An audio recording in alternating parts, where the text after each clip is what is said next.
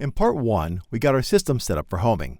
Now I can't emphasize enough the importance of verifying that the positive direction moves towards the positive over travel limit switch.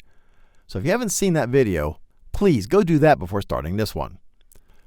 I intentionally have the positive direction going to the left, which is the opposite direction from the homing mode images you'll see in the sample graphics.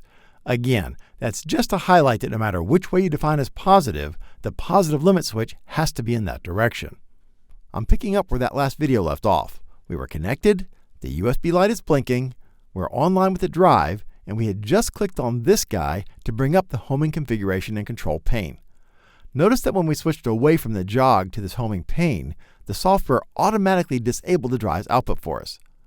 I'll re-enable the drive's output by clicking the Drive On button.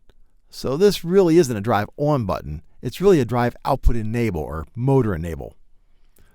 Now this dialog only gives us homing mode numbers, so I'll bring up that screenshot of the homing configuration options we captured in part 1. Mode 1 says move in the negative direction, that's this way for our system, using these ramps and velocity, and when it reaches the negative over travel limit, reverse the motor until the over travel limit goes away and then find the first encoder's index pulse. That's a single pulse the encoder generates each revolution. The drive will find the index and then circle back at the slower marker search speed, or some people call it creep speed, to stop right at the index.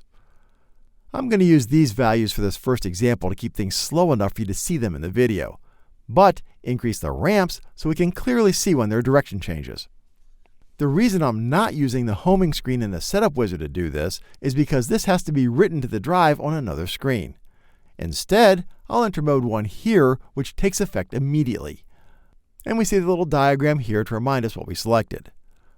Double check that the drive is enabled. Now normally your controller will toggle a digital input that you assigned as the homing start signal to start homing, but we can override that by clicking this guy. Before I do that though, notice the value in the position register isn't 0. Okay, I'll hit the homing start button. The motor ramps up to speed and looks for the negative over travel limit. When it finds it, it reverses direction until it's back off the limit, and then it creeps back to the motor's index at this slower marker search speed. And it reset the position register. I put this black triangle on here, so each time we do an index pulse search, we should see this black triangle land in the exact same place. Of course, you can adjust all these accelerations and speeds to suit your needs. In general, you want to keep homing slow, especially the part where it creeps up on the final location, because it makes homing more accurate. That's the #1 issue we see with homing, folks trying to home too quickly. Mode 2 is the same thing, but in the other direction. The position register currently says this is the 0 position. I'll hit the Start Homing button. It moves in the positive direction this time. I'll speed up the video to get us there quicker. Finds the positive over travel limit, and reverses out of the limit to the next encoder's index pulse. And we see the black triangle's right back where we expected it, and the position register has been reset, so now this is the 0 position. Homing on the encoder's index pulse is way more accurate than homing relative to limit switches, so use it whenever you can. But what if the index pulse doesn't align with your application? Easy. Just add in an offset in parameter 607C. Now if you do want to use mechanical switches, then take a look at the Metrol precision limit switches. They're designed specifically to give you super accurate mechanical positioning. These all use the home sensor, this guy, to locate home instead of the over travel limits. That still gets us to the encoder's index pulse, but it allows us to do it anywhere on the slide, not just relative to the limit switches. These are the positive move version. Well, we just did a positive direction homing move, so let's use one of the negative direction moves just so we can send the carriage in the other direction. How about mode 11? It says move in the negative direction, that's this way on our slide, to the positive edge of the home sensor. Reverse direction to back off the home sensor, and then creep to the encoder's index pulse. You can also see that on this little diagram. Start in a negative direction, which is backwards from our slide because it uses the other definition for positive motion. Find the home sensor, reverse direction, look for the next index pulse. I'll hit the homing button. Yep, the carriage moved in the negative direction, found the home sensor, backed off from the home sensor, and stopped at the first index pulse it found. And we see our black triangle. And it also resets the position register, so now this is the 0 position. Well, that was easy because the home sensor was ahead of us when we started homing. What happens if the home sensor is behind us when we start homing? Well, this diagram tells us if we start moving in this direction with the home sensor behind us, then when it hits the overtravel limit, it'll reverse direction and then go find the positive edge of the homing sensor and then creep to the next index pulse. Well, wait a minute. It went right by this rising edge of the home signal, and it used the falling edge to decide when to stop. What's going on? Weren't we supposed to stop at the positive edge? Well, that's an important subtlety to keep in mind. The positive edge this description is referring to isn't necessarily the rising edge. It's only the rising edge of the home signal when the carriage is traveling in the homing routine's initial direction. This was the initial direction, so this is defined to be the positive edge, regardless of which way the carriage is moving. Which is good, right? The positive edge never changes. You always know exactly where it is. The rising edge, on the other hand, changes depending on which way the carriage is moving, which just confuses things. So on our slide, the initial direction is this way, which means this is the positive edge. So after the carriage reverses direction, it'll be looking for this edge of the home sensor signal. Let's try it. Let's go to jog, enable the drive's output, and move the carriage in a negative direction past this sensor. Now there are 2 detection points on this carriage, so we need to make sure both of those are past the home sensor. There we go. Go back to homing, re-enable the motor, and we're still in mode 11. And when we hit the homing start button, we see the carriage move in the initial negative direction, hit the limit, reverse direction. We see the homing sensor light up, but the carriage kept going until it found the positive edge of the sensor, which is actually the falling edge of the signal because the carriage was moving in this direction when it found it. And then it went to the next index pulse and stopped. There's our black triangle. And it also reset the position register to be the new 0 position. Perfect. Now I know this positive edge stuff is subtle, but if you think about it, it's really great because it removes all ambiguity. You always know exactly where the carriage is going to stop, regardless of which way the carriage is moving. The third case is this guy. That is, if the homing move starts while the homing signal is active, then it will move in the opposite direction until it sees the positive edge of the homing signal, and then it'll creep to the next encoder pulse. Again, just because homing started in the opposite direction doesn't change which edge is the positive signal.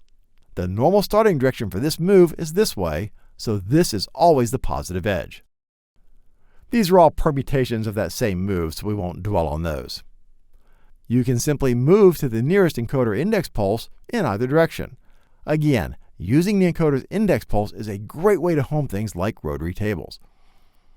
Let's select mode 34 so we move in the positive direction. The drive output's still enabled, so I'll hit the home start button. Nothing. What happened? Well, this mode finds the nearest index pulse. Well, we were already on an index pulse from the last move, so the drive says we're done. Let's go to jog, enable the drive's output. We see the triangle marking the index pulse location, so I'll just jog us away from that. Back to homing. Enable the drive's output, and hit home. And yep, it moved to the next index pulse. Perfect. Current position just says use the current position as the home position. Nothing actually moves when you execute this homing method, it just resets the position register to 0. I'll disable the drive's output and manually move the carriage. Change to mode 35, enable the drive's output, and if you watch the position register, when I hit home, it gets reset to 0. This current position is now the new 0, and all future moves will be relative to that. These 4 all use a hard stop to home. That is, they literally wait for the carriage to smash into something and then either stop or back up to the nearest index pulse. And they ignore the limit switches. If I select one of these, how about -1, then this torque limit and duration become available, so you can specify how hard of a hit the system has to take before declaring homing done. Now I would recommend starting with something really small like a 25 or 30% torque limit when you first start out, so you don't damage anything with the impact. Let's try it. I'll set the torque limit to something gentle like 20%. Now there's an implied decimal here, so we have to type 200 to get 20. And a 50 millisecond duration is fine. Make sure the drive's enabled and hit home. We see the carriage ignore the limit switch, hit the end of the slide, reverse, and go find the next index pulse. And it resets the position register, so now this is the new 0 position. This is the same thing, except it just stops when the torque limit is exceeded. It doesn't go search for that index pulse. And finally, you can go to the home signal's positive edge and just decelerate to a stop without reversing. If you activate home again, it goes to the next home sensor activation. Now that's unique. It's the only mode that will ignore the fact that you're already at home and will look for the next one. You might use this with a rotary table or a conveyor belt application where you know the home sensor is going to come back around. Or on something like we have with this linear slide with 2 detection points, or some folks call those flags. For example, I'll go to jog and move the carriage past the limit switch, but keep both of these detection points to the right of the home sensor. Go back to homing. We want to home in the positive direction, so I'll choose method -6. Enable the drive's output and hit home. Sure enough, the carriage goes to the positive edge of the home signal. If I hit home again, it goes to the next positive edge of the home signal. In all the index pulse-based methods, if you activate home after it's homed, nothing happens because you're already at the index pulse. Notice that neither of these reset the position register at the end of homing. If you do want it to reset to 0 after homing, then just click this guy before executing the move. Finally, once you've chosen a homing method, it's really important to thoroughly test all possible scenarios. Start homing with the flag activating each overtravel limit. Start homing with the flag on the home sensor. Start with the flag to the left of the home sensor, to the right of the home sensor. If there are multiple flags like we have here, you'll have even more permutations. And always ask yourself, is it possible for the flag to end up outside the overtravel limits?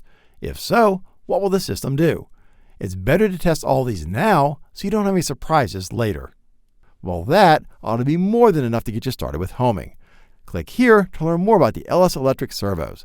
Click here to learn about Automation Direct's free award-winning support options, and click here to subscribe to our YouTube channel, and click that little bell so you'll be notified when we publish more videos like this one.